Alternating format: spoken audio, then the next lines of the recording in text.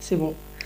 Bonjour à toutes et à tous. Voilà, donc moi je m'appelle Mégane Farja, je suis psychologue et sexologue au Centre MIA au CHU Saint-Pierre à Bruxelles. J'ai des collègues directs et des visages que je connais. Et moi je vais vous parler rapidement de la notion du consentement. Et alors, en petite introduction, je me faisais la réflexion que le consentement c'est quelque chose qu'on retrouve régulièrement dans nos relations de façon générale. Que ce soit dans nos relations amicales, amoureuses, familiales, professionnelles, typiquement. Je repensais à la manière dont je me suis retrouvée à faire ce temps-là. Patrick m'a envoyé un mail l'année dernière en me disant, oui, je t'intègre dans ce temps, en me disant, Mégane, ça ne te dirait pas de présenter ce que c'est que le consentement pendant 7 minutes à 7. Voilà, et donc, si je fais ça maintenant, c'est parce que j'ai consenti à faire ce temps. Donc j'ai dit oui. Mais si Patrick, il n'avait pas eu de mes nouvelles, il m'aurait relancé probablement en disant Mégane, j'ai pas eu de tes nouvelles, tu dois être très occupée, est-ce que tu pourrais me dire ce que tu en penses? J'aurais peut-être dit oui. Encore, je dis oui. Si j'avais dit non, il m'aurait dit ok, pas de souci, on se voit quand même à 7, il n'y a pas de mal. Même chose si j'invite un ami ou une amie au restaurant ou faire un truc, pas de nouvelles, je me dis, la personne, elle n'est pas dispo, elle n'a peut-être pas envie. De ce principe-là, moi, je me dis, c'est non. C'est pas oui. Tant que j'ai pas un oui clair et précis, c'est pas oui. Donc, ouais, ça semble logique pour tout le monde, je le sais. Néanmoins, quand il s'agit de sexualité, c'est quand même beaucoup plus flou. C'est moins clair. Et étrangement, cette expression qu'on entend beaucoup en France en tout cas, qu'indimo consent, je trouve qu'on la retrouve énormément en termes de sexualité. Et plutôt que de développer sur qu'est-ce qu'on entend par consentement au niveau de la loi, etc., parce qu'en plus vous verrez peut-être que je vais en parler, mais je ne suis pas forcément d'accord, j'aimerais bien qu'on déplace le curseur, qu'on déplace le regard qu'on a, puisque souvent dans les affaires qui touchent au consentement, aux violences sexuelles et au viol, quelle que soit la personne qui en est victime d'ailleurs, on va se tourner et on va aller interroger le comportement de la victime, sa psychologie. Est-ce qu'elle a vraiment exprimé son désaccord? Qu'est-ce qu'elle a fait pour dire qu'elle n'était pas d'accord? Est-ce qu'elle a dit non?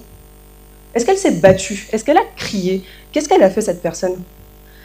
Mais l'agresseur ou l'agresseuse, qu'est-ce qu'elle a fait pour s'assurer que la personne était d'accord? Qu'est-ce qu'elle a choisi de ne pas voir?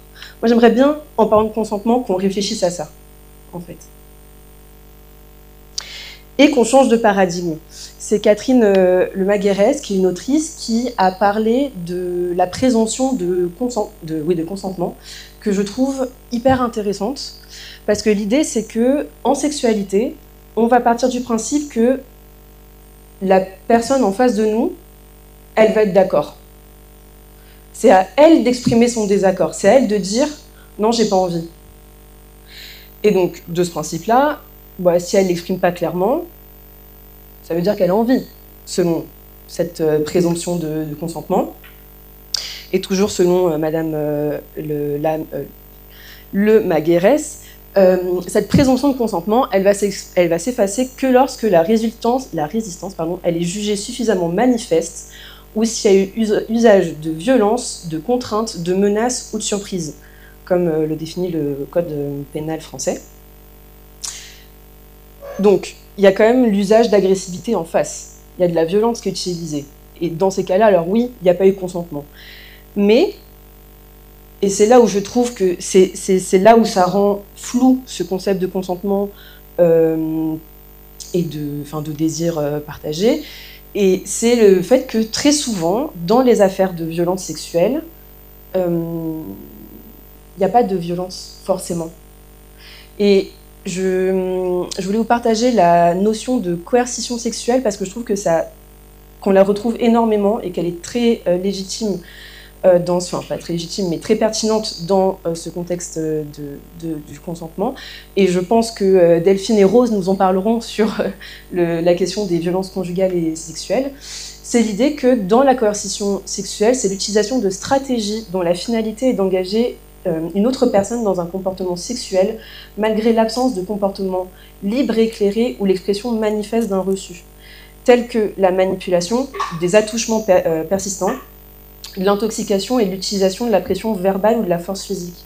Et la littérature scientifique, ce qu'elle nous montre, c'est que ce sont la manipulation et l'intoxication qui sont le plus fréquemment utilisées, et pas la force physique.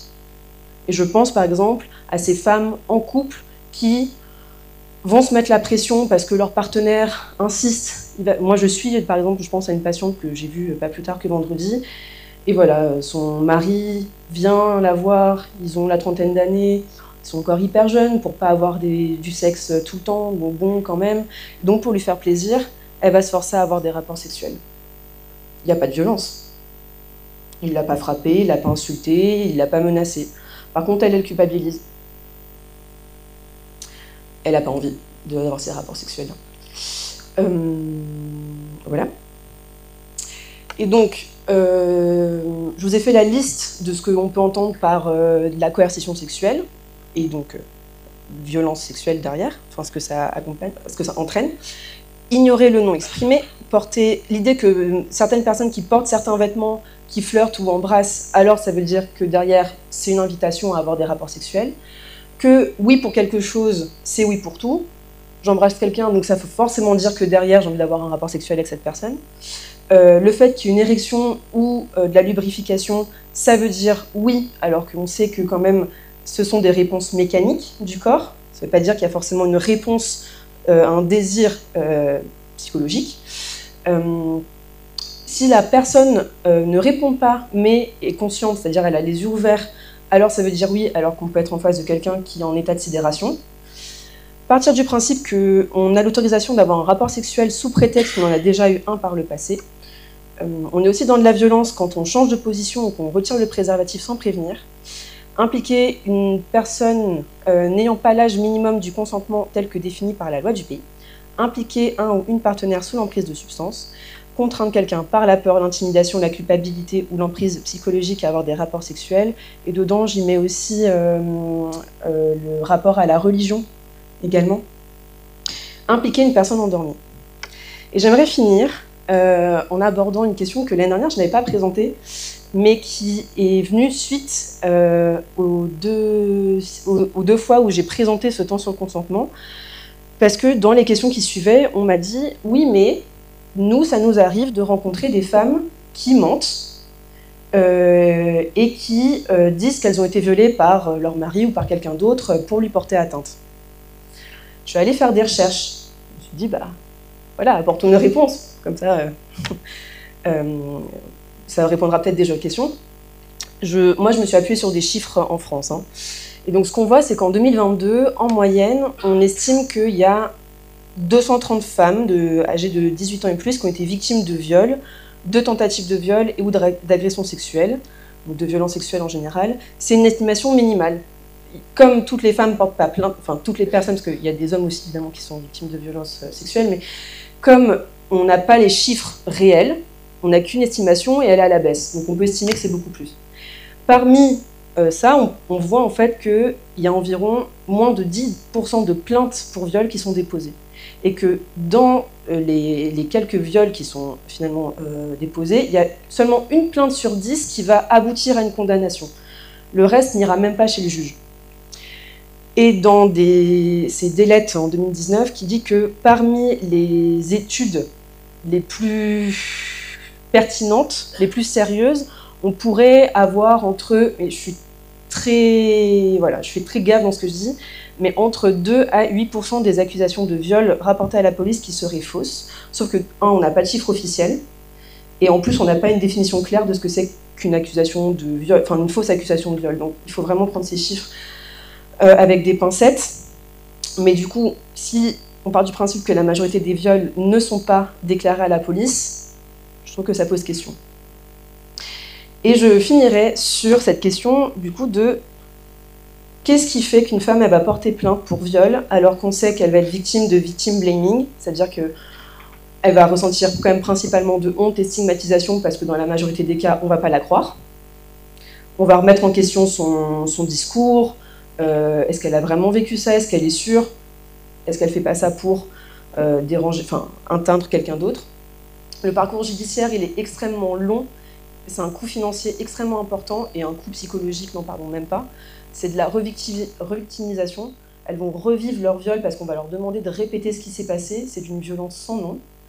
Et en plus, il y a un fait taux de condamnation. Donc les personnes qui vont porter plainte, elles savent que ce qu'elles font, il y a une majorité de... Enfin, une chance... Enfin, pas de chance. Il y a une majorité de... Enfin, une possibilité énorme qu'en fait, elles n'y voient pas le bout et que ce ne soit pas reconnu par la justice.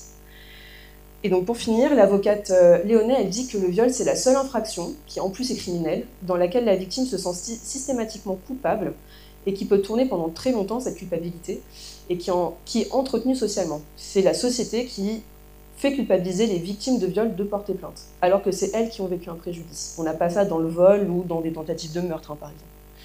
Et donc moi, je nous invite à réfléchir, s'il y a une présomption d'innocence, est-ce qu'il pourrait y avoir une présomption de crédibilité ?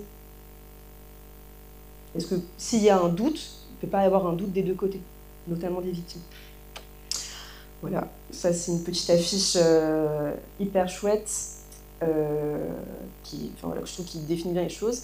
Et je ne sais pas si on a le temps, je ne pense pas, mais peut-être plus tard, cette géniale vidéo du consentement expliqué avec une tasse de thé, qui est incroyable, qu'on avait déjà vu ensemble l'année dernière, qui a beaucoup plu et qui, je trouve, en fait, résume tout. Donc voilà, peut-être on aura l'occasion.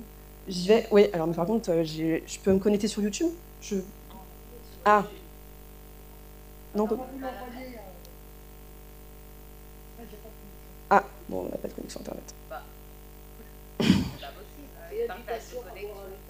Non, peut-être mettre un partage de connexion. Même moi, ou sinon, tu veux qu'on le fasse plus tard, peut-être Oui, ouais, Lazaret, c'est lui. Lazaret. Lazaret, oui. Pardon, Rachid. Voilà, ça vient de commencer, je vais péter le système.